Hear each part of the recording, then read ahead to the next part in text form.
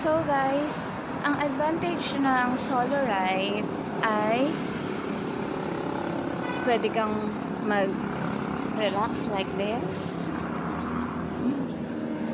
Kasi walang naghihintay sa'yo. Ano ka ba? Pag solo ride ka, kung gaano ka kabagal, okay lang. Ano ba? Basta parang mas masaya pag may kasama kang mag-ride.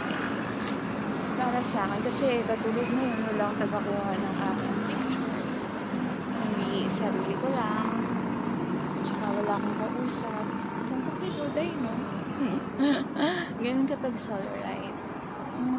Siguro yung iba, sanay na solo ride sila. Pero, as a duday, parang mas gusto ko nang may kasama.